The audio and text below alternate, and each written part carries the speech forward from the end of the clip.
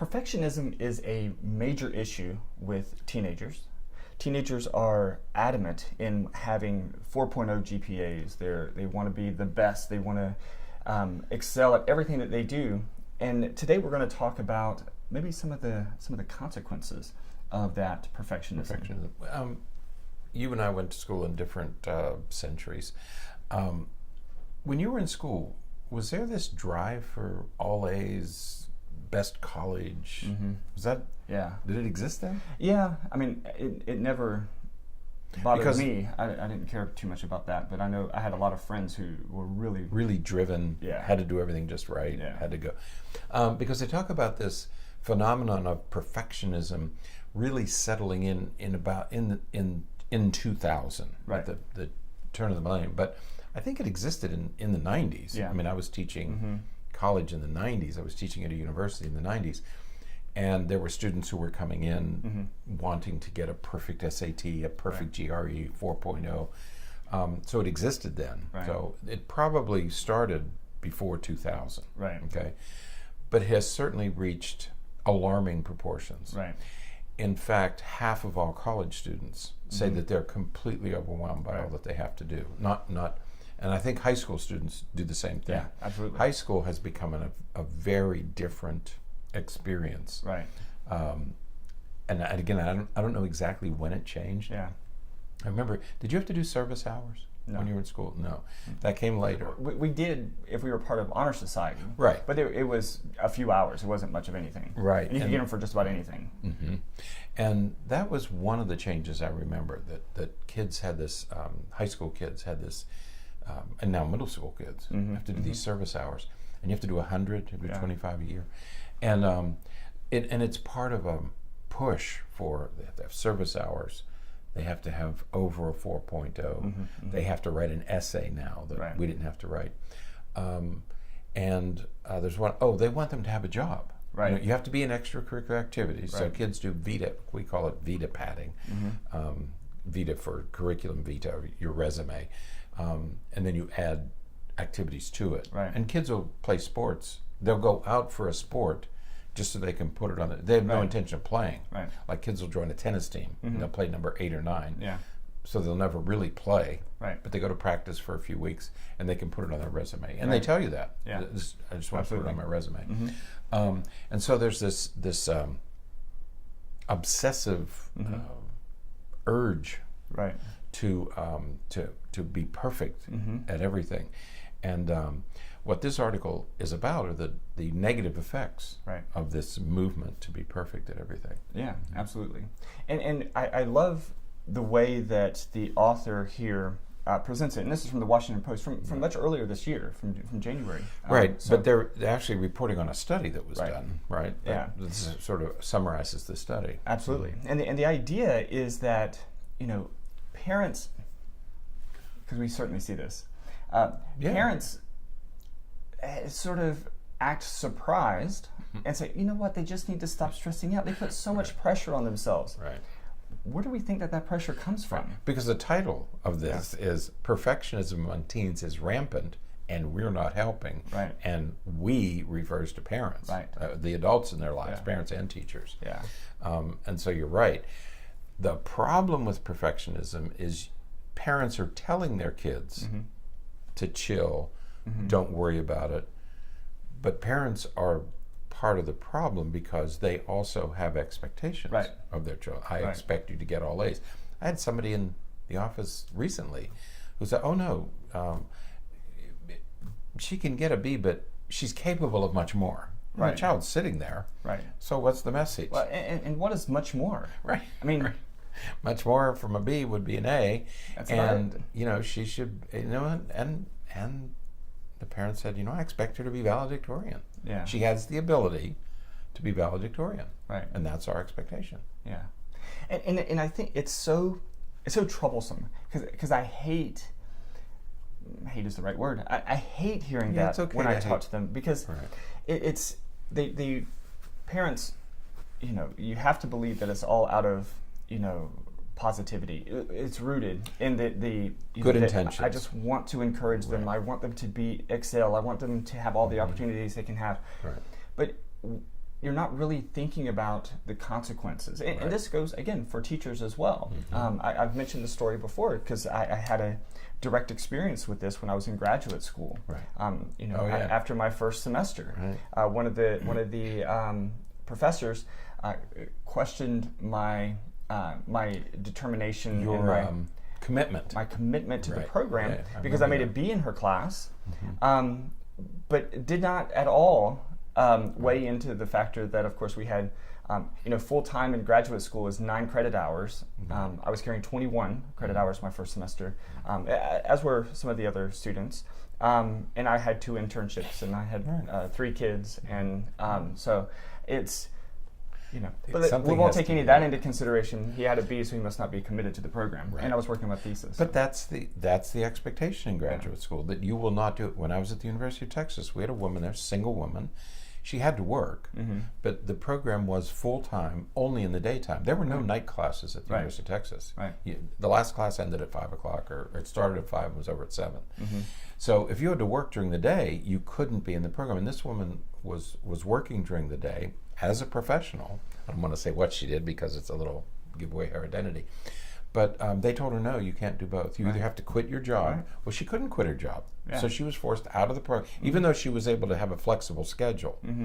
She had arranged it with her boss that she could work, her work could be done around her school schedule. They said, no, you have to choose one or the other. The expectation from the school made it impossible for her to complete her degree. Which was sad. So it's troublesome because teachers are doing it, parents are doing it, and again, I think that the important message from this article is we set the stage for all of that. Absolutely. And then we kind of put it back to the kids. You know what? They're just putting too much pressure on themselves. They're just stressing themselves out. They need to stop stressing so much. No.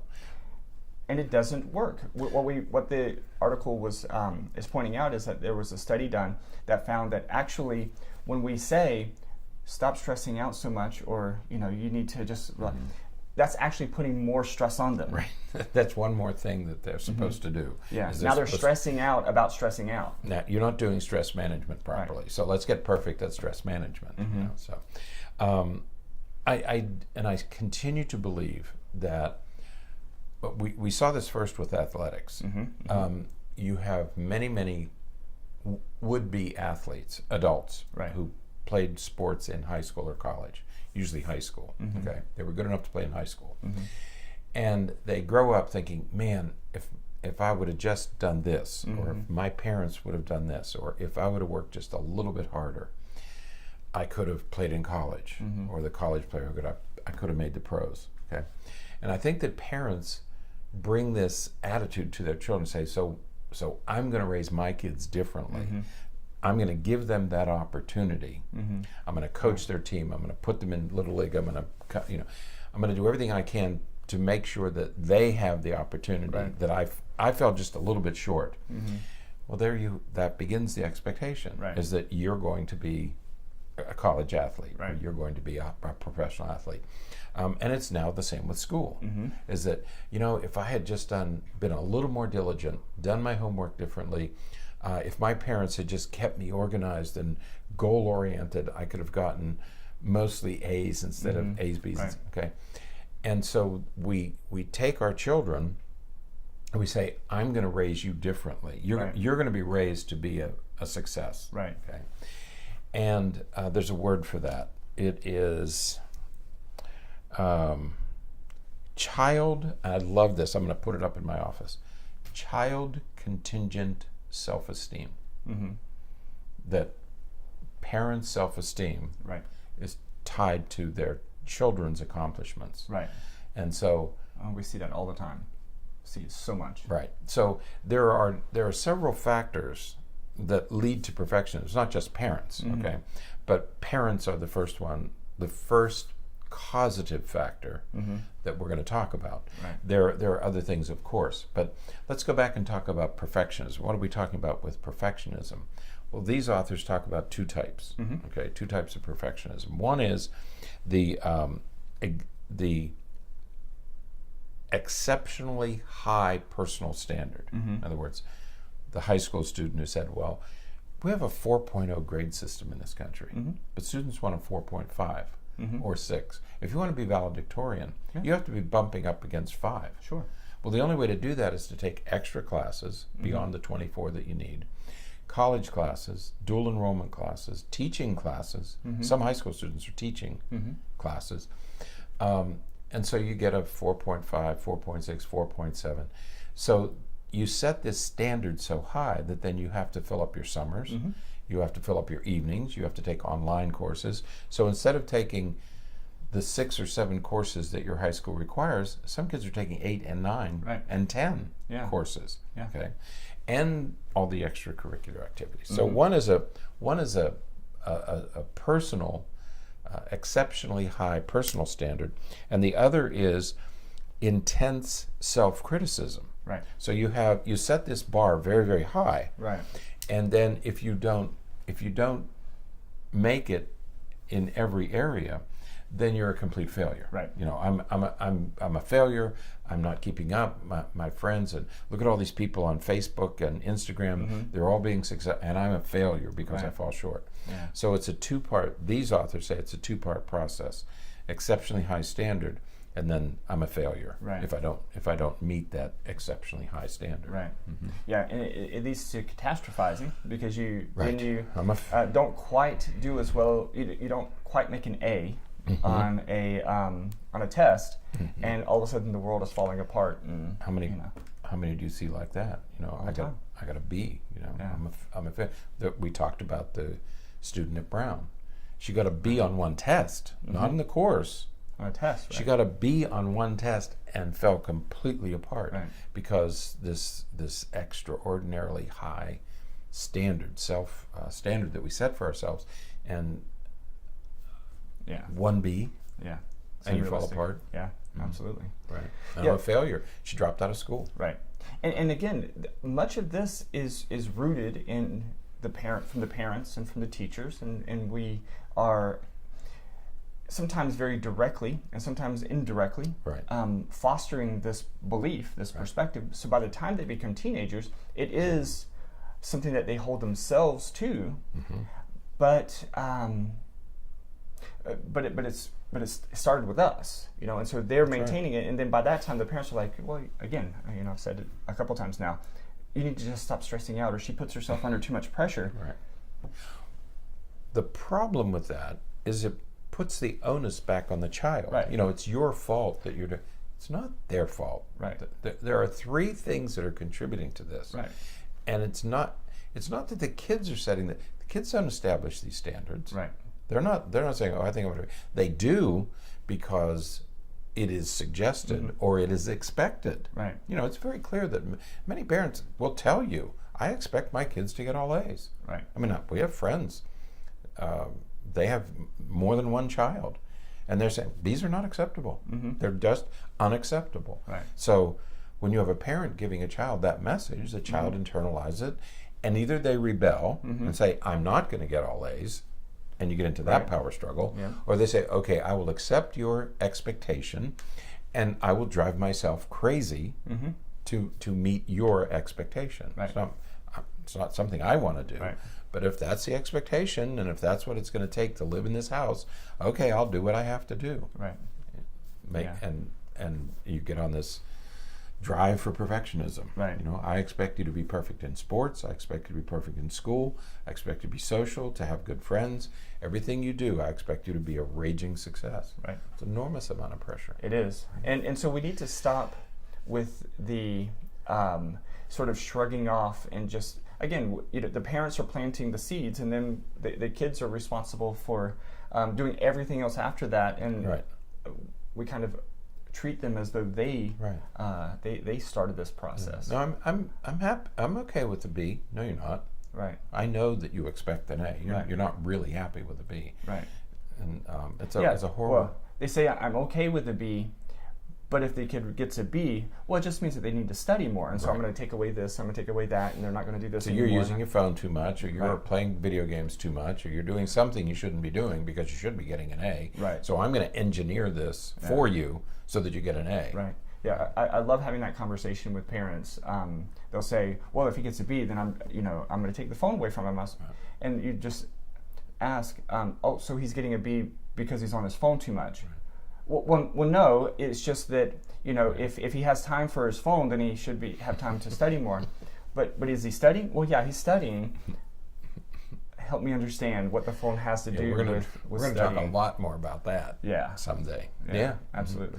So parental expectations, stated or implied, is one problem. Child contingent parenting.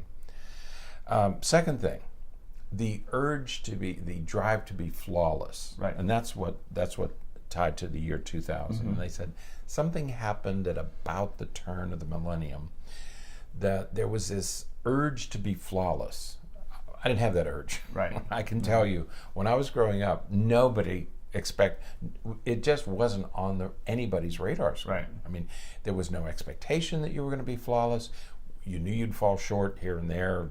You got a variety of grades because you got whatever grade the teacher decided to give you. There was no complaint. We didn't have an ombudsman in college. The teachers gave you whatever grade they wanted to give you, and they didn't have to justify what they did. And so there was no concept of being flawless. Okay, you didn't feel that, did you? I mean, this need. No. And you grew up, after I did. I mean, and I don't remember this with my oldest child, who was born in '81. So we never thought about it. I mean, it was. He did his best. He worked hard at whatever he did, but it wasn't an obsessive quest to do anything, and it wasn't among his friends either. At least the friends that he had, and everybody went to college, and they're all professionals now. But I don't remember having this discussion with him. No, it is a new phenomenon. So so be careful of this need to be flawless. Okay, nobody should be, because if you're flawless, it means that you're working at too low a level. It's like we say, if you're getting all A's, everything's too easy. Or they're not holding you to the right expectation. Because again, have people that we work with who are in AP courses, and the determination is to make straight A's, and they're making A's, all A's in all their AP courses, and that material shouldn't be easy for them. That's right. But it's done and offered at a level that's. But if schools get more money for having more kids in AP, they're going to lower the bar a little bit. Okay, lower the bar a little bit so that more students can enter and succeed. They may not pass the exam; they just have to be enrolled in the course. Absolutely. So again, these are expectations that adults are putting on kids. They're not. So don't tell your kids to chill out when we're putting the pressure. Okay? The third contributing factor is social media, of course, because social media presents this idealized version of everybody. Well, other parents can get their. How many times do you have parents come in and say, "Well, other parents can get their kids.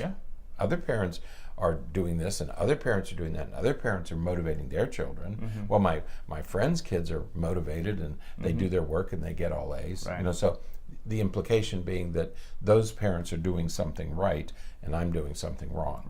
So or their kids are care more. And they're working harder, and your kid's not. And it's because those parents are doing something that I'm not doing. And, parents will tell each other, well, by God, we make them do it. If they don't do it, we take their phone. If they don't do it, they have to do it. If they don't do it, they're going to be in trouble, and they know that. So then those parents go to their kids and say, okay, things are going to change around here. And it falls apart. Absolutely. So social media presents this version of perfection. Everything is perfect all the time on social media. And so that's another driver of this whole thing, of perfectionism. Absolutely. So what do we do about it? We sigh heavily. Well, it's so sad that this is happening. It really is. But if you go down to the bottom of this article, it tells you what you can do about it. First of all, we have to change our language. We have to stop using these words like perfect or A or all A's, or that it's your fault. You have to be, it's you have to chill out, and you have to do this, and you have to do, because you're placing the burden on the child. Right. The children are not volunteering for this. Right. The children are simply doing what our culture deems is important. Mm-hmm.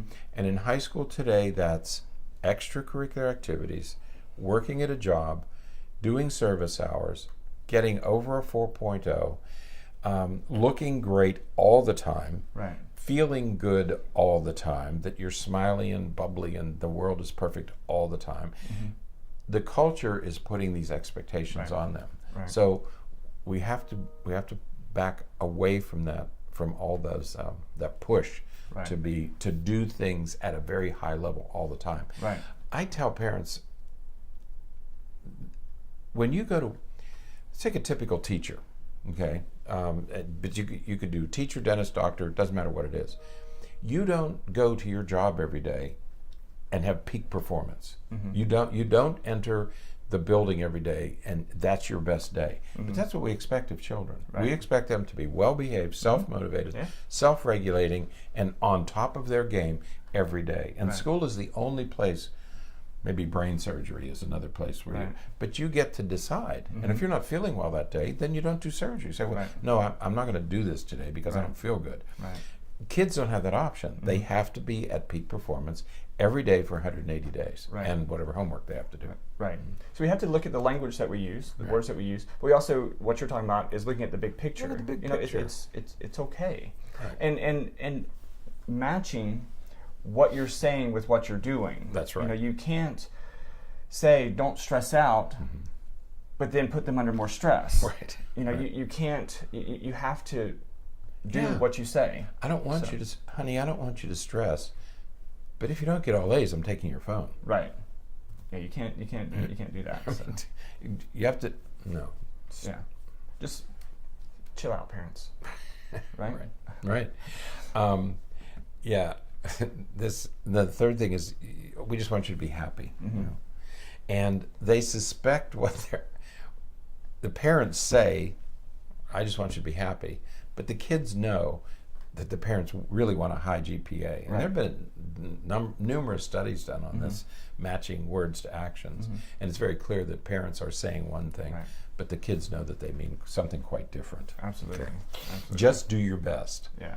Your best is all A's. Right. And if you're not doing that, then you have to be punished. Right. And we're going to punish you until you do your best.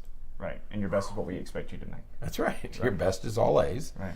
That's what we expect. And if you don't do it, Berney, I have friends. I mean, I've tried to talk to them about it. No, my kids are going to get all A's, by God. Yeah, that's the expectation. So read this article. Chock full of great information, great suggestions, great perspectives. So, all right. And also, your kids are probably more like you, and you have ups and downs, okay? And you're not always at the top of your game, okay? So don't impose on your children a standard that you're not achieving, and don't be afraid to admit that you're having a bad day. Right. Your kids need to hear you. I mean, I tell my kids, I'm too tired to go. I don't feel like doing this today. Very often I'll come home at night and I'll say to my kids, I have work to do, but I don't feel like doing it. I'm too tired to do it, which makes me human, which gives them permission to self-regulate in the same way. Yeah. Adults self-regulate. Absolutely. Okay, so you have to model for your children what you really want. You're not straight A's all the time, right? Nor should you expect your children to be. Absolutely. So, all right, that is it for today. Until next time, stay happy, stay healthy, and forget to be afraid.